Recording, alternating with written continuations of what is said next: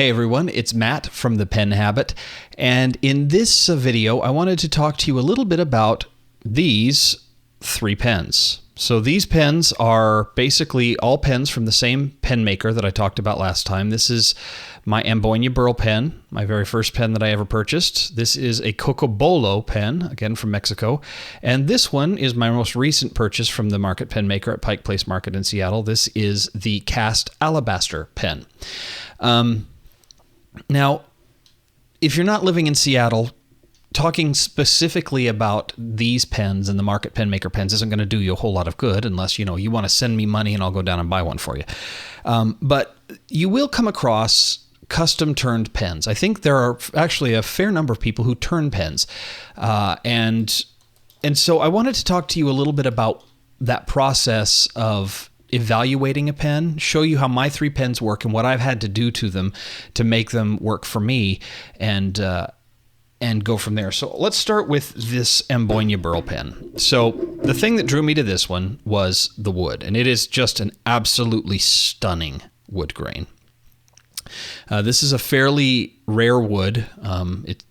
I was told it was used in, the dashboards of Bentleys and Mercedes-Benz, or Rolls-Royces rather. And I don't know if that's true or not, and that was just a good sales pitch, but beautiful, beautiful wood and well treated. So this is what's known, or is often known as a kit pen. And what that means is essentially the wood turner gets a kit that contains the materials he needs to turn a chunk of wood into a pen. So in the case of this particular pen, the cap, the clip, this metal band, and the hardware down here is all part of the kit, as is this whole section right here. Without the converter cartridge is separate, but the actual nib unit itself. Most kits will also come with some metal tubes that actually, they drill a hole inside the pen and it will fill, and then they push that tube through the pen, and that's what gives the pen structure. So it's usually both in the top and the bottom. So, and pen kits come in a whole variety of price points and quality.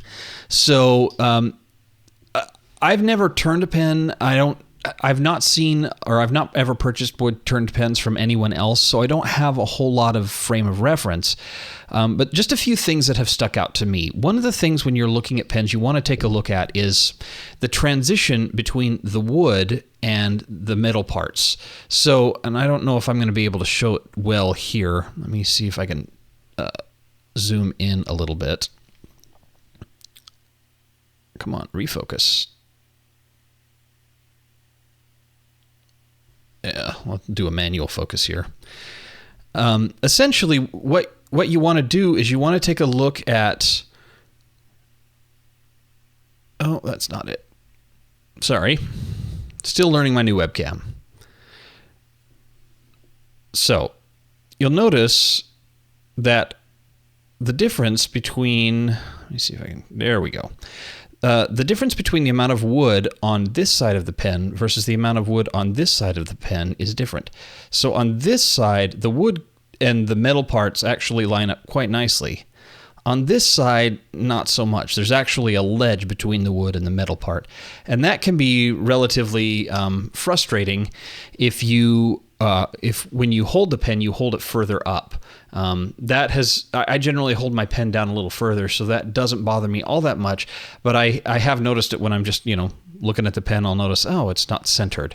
So you want to look at whether or not the wood is centered. Now, on my Bolo Pen, the wood, and again, you probably won't be able to see it well, but the wood is perfectly centered, and so I don't have a difference between one side or the other. It's actually very nicely centered.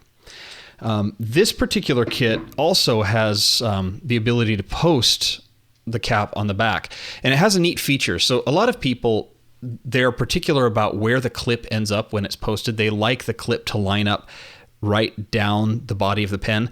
This clip actually, you can, if you back it up a quarter of a turn, and you can back it up a quarter of a turn again. And so you can actually adjust where you want the clip to show up. So if you're writing like this and you want the clip behind you, you can do that. Or if you want it in line, you just back it up a couple clicks and now it's in line.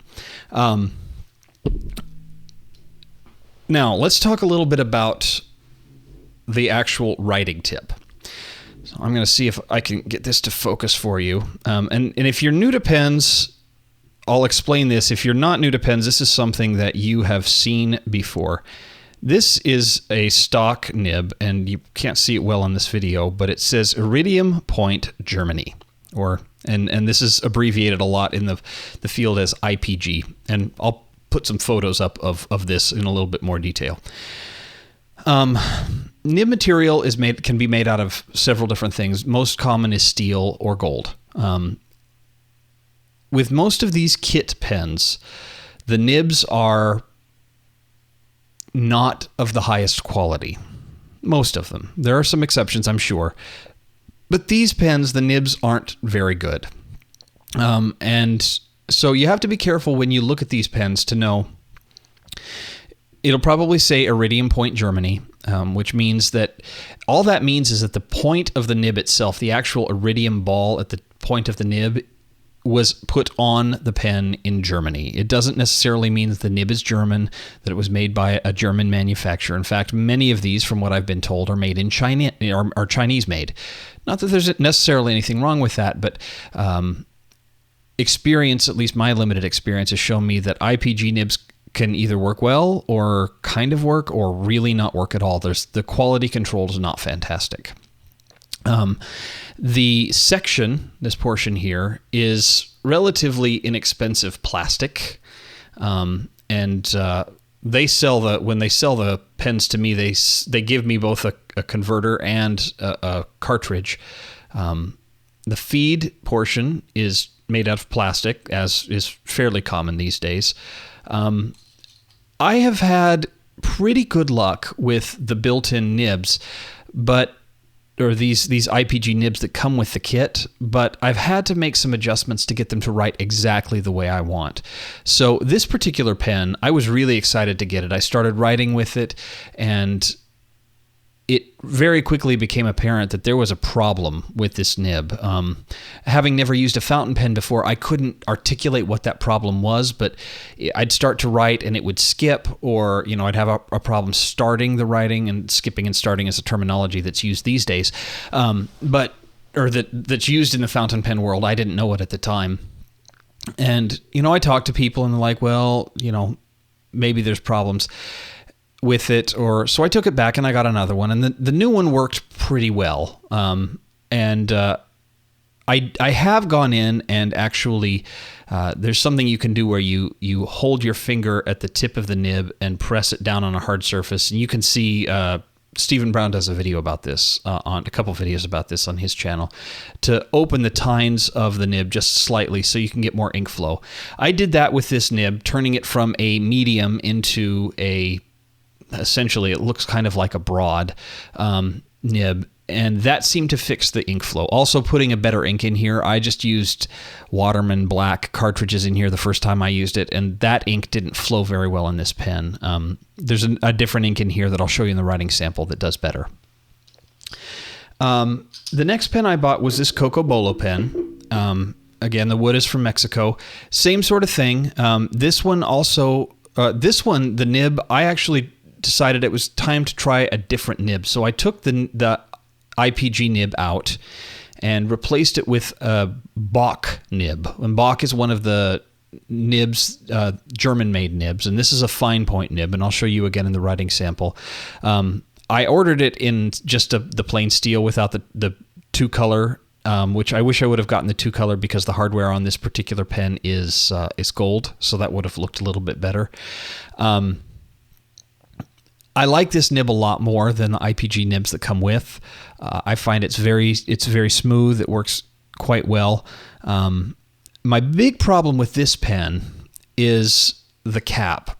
And in this particular case, the cap gets loose very, very easily. And I have in many times, because sometimes I keep my pen in my shirt pocket, over here. But a lot of times if I'm wearing a shirt that doesn't have a pocket, I will keep it in my pants. I'll just clip it to the pocket of my jeans. This does not stay closed very easily. And so I have on more than one occasion reached my hand down to pull out my pen from my pocket and found only the cap. And then my pen is sitting in my pocket leaking ink. Fortunately, I wear dark blue jeans and use dark blue ink in this pen most of the time, so it's hard to tell. So I just have to be careful with this one not to put it in my pocket. And that's another thing when you're using these custom turned pens. Be aware of how snugly things fit, how good it feels. It wasn't until I started buying commercially available pens as well that I could really tell the difference between these metal enclosure pens that don't seem to stay closed and some of the really well machined acrylic pens where the threads are super smooth and they stay closed. I never need to worry about it unscrewing. So that's just something else to be aware of when you look at these. This last pen, this is my cast alabaster pen, and I love this pen. Of the custom turned pens I have, I adore this one. It's just a beautiful finish. And alabaster, I don't know exactly what alabaster is, but it is, this feels like stone. It feels like marble, polished marble. It's just super smooth. It's very heavy. I like a heavy pen.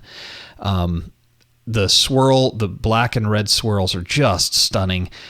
It's the same hardware, but the hardware's in silver, and I generally tend to prefer silver hardware over gold. And in this case, the IPG nib that came with, works beautifully. I had no problems with it. I had to make no adjustments to it. I've really, really enjoyed this pen. Refocus the camera. And I use this. This is one I carry with me almost all the time. These other two, I don't carry with me as often as I used to. The off-centered one in the Amboyna and the cap problem on the Coco Bolo, these are more I keep at home pens because I can't trust, especially the Coco Bolo, I can't trust it when I carry it with me. But this pen I adore. It writes super smoothly. This has a medium nib as well, but I don't believe I've made any adjustments to this nib. But those are just some things you want to keep in mind when you're looking at wood-turned pens. Look at the quality of the hardware and the kit. Look at how well the turned material goes into the hardware, if it's centered, if it's smooth. Look at the finish, and then test the actual closure. Also, if you're the kind of person who posts your pen, and I almost always am, put the post on the pen, see how it feels in your hand, and determine if where the clip lands when you've got the pen posted is going to cause you problems. And if, maybe your pen does have that thing where you can click it and change the location of the clip. So, all right. So these are these three pens. I've talked about what I like and don't like about them. I'm just going to show you some quick writing samples. Again, it's not like the writing samples are to help you figure out whether or not you want to buy these pens specifically, but just to kind of give you an idea of what you might expect if you were to use an IPG nib or if you were to buy a nib. One other quick thing really quickly before I forget. On these pens at least, this is what's known as a number 5 nib, and I think that has to do with how wide it is at a certain point. I don't know the specifics of what that means, so if you do, post it down in the comments below. But this is a number 5 nib, and finding high quality number 5 replacement nibs is not easy. Number 6 is a far more common size for nibs, and so I was able to find some number 5 replacement nibs both at Goulet Pen Company from Edison. There are some Edison number 5 nibs there, and Mazurka Pens also has some nibs. They've got Bach nibs that's the Bach nib is the one that I have in my Coco Bolo pen. They also have Heritance semi-flex nibs, and at least in my case, the Heritance nib I got was not good. It was really scratchy. The ink flow was bad, and the worst part was it didn't fit into into the pens. The feed on these pens didn't match with that nib, and because this is a plastic feed, it can't easily be softened and formed to fit on the nib. So the nib would actually slip out of the pen when I was writing. Sometimes it was a bad situation. So that Heritance nib didn't work. But for kit pens like this that have a number 5 nib, I've been really pleased with the Bach. We've also used an Edison number 5 nib, which is made by a company called Yovo, and those have worked out really well. Okay, so here are my 3 custom turned pens. I'll show you a writing sample, and in some future videos, we'll talk about some more commercially available pens. So, thanks a lot. Okay, so I'm going to do a writing sample. The first pen I'm going to start off with is the Amboyna Burl Pen that I mentioned earlier. This is the first pen I ever purchased, and this is using what I kind of assume is a medium IPG nib that we talked about earlier. So I think it's a medium. Let's just dive in and see what happens here. So.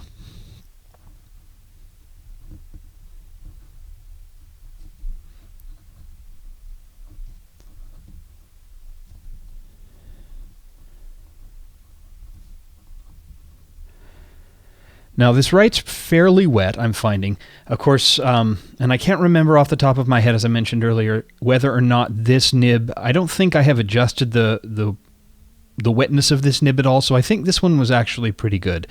The ink I am using is Private Reserve. I can learn how to spell. Velvet Black. I love this ink for a black ink. Okay, so IPG nib, this is actually looking like a medium to me, so it seems to be going fairly well.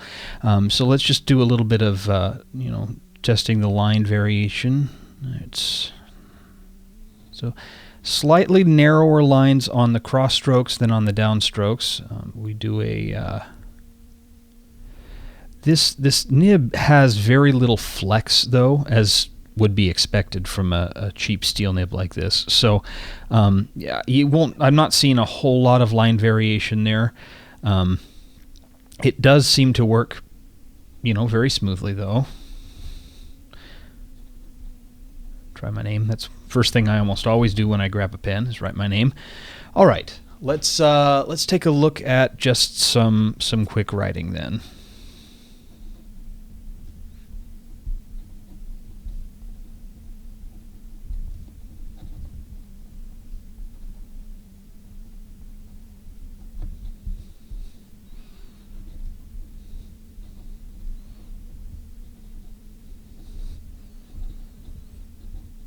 And I think that would be or, not on. This particular pen writes quite smoothly. I actually use this fairly frequently rather. The only thing that I struggle with on these pens is the location, as I mentioned this earlier, of the threads. And I tend to hold my pen a little bit further up, and so it will sometimes hit my finger there. But other than that, if I choke down a little bit on the grip, it seems to work just fine. So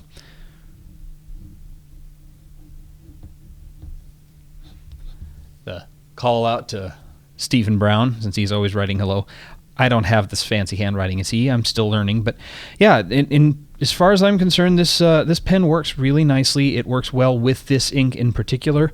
And this IPG nib, I haven't had to do anything to it, so I think we're pretty good there. So I'm going to go ahead and put this one away, and I'm going to grab the cast alabaster pen instead. And I'm going to move this up just a little bit. So.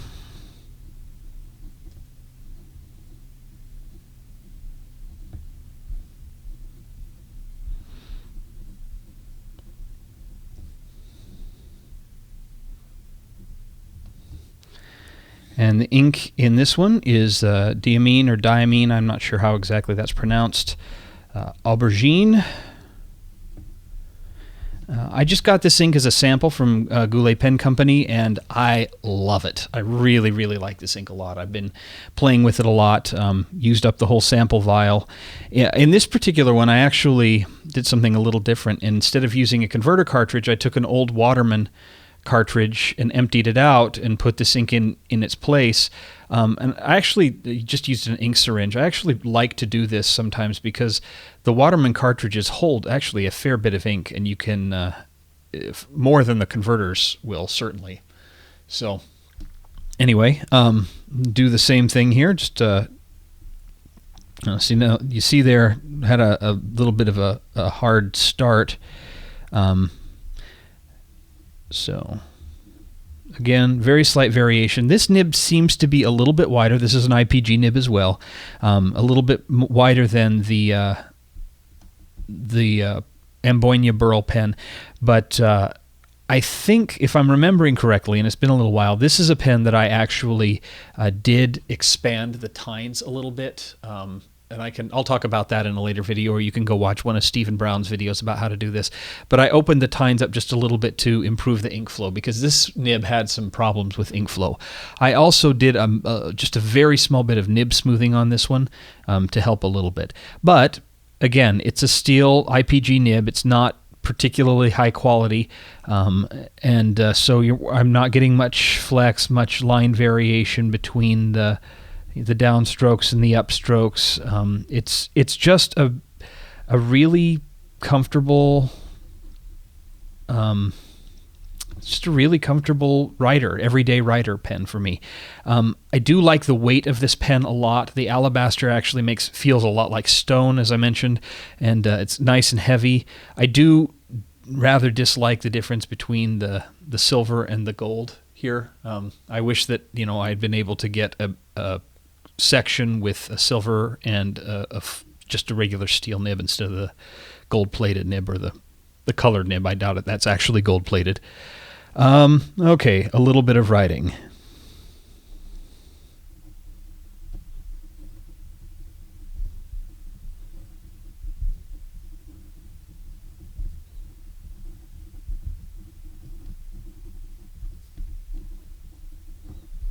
Can you tell I studied musical theater? Okay. Yeah, it writes very smoothly. Very nice pen. I like the way it feels. It's a good weight for me, and it's a good size for me.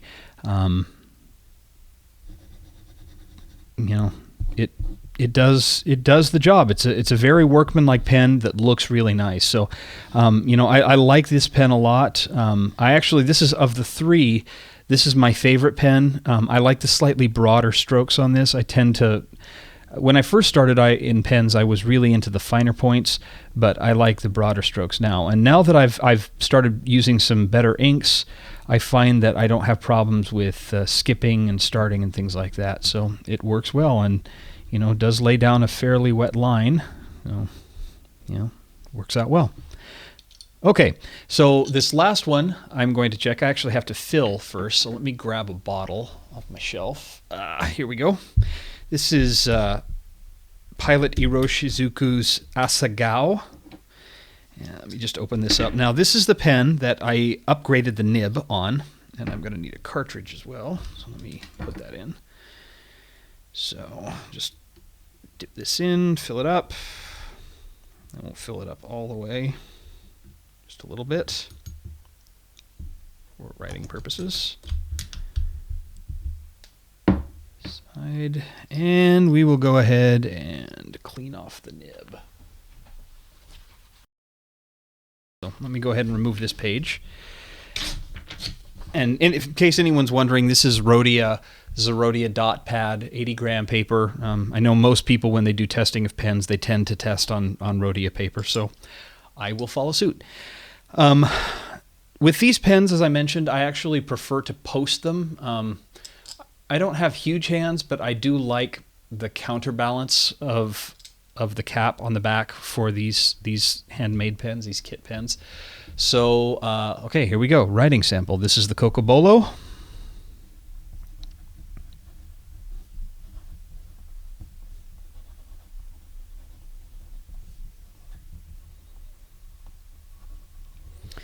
And this is using a Bach steel nib.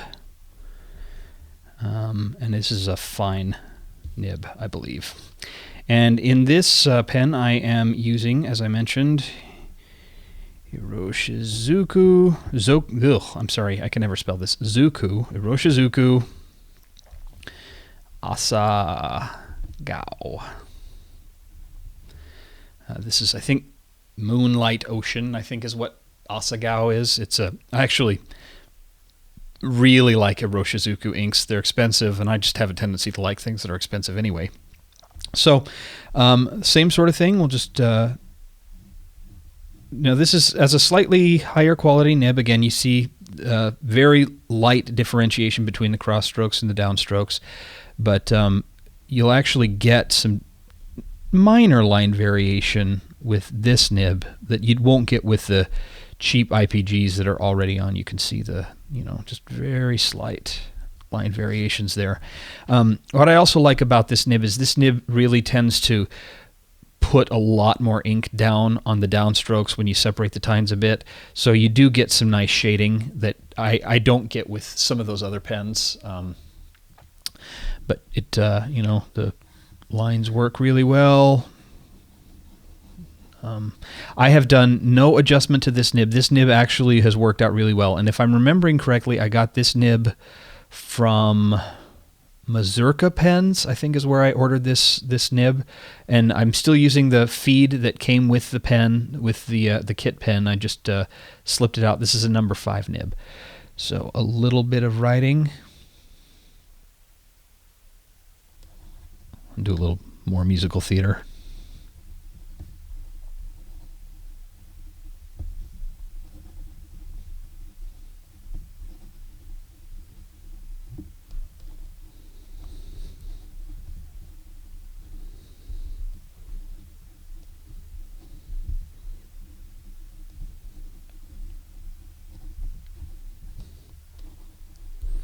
Writes really smoothly. Got a nice sheen, nice wetness here for the pen. Lays down. I mean, this is a fine point nib, as I mentioned, and I really like fine point nibs when I am writing in smaller. Like if I were to stick with the dots on this grid.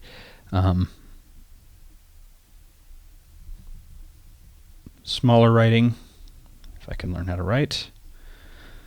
So these are the Market Penmaker pens, standard wood turner pen kits. The Coco Bolo, the cast alabaster, and the Amboyna Burl.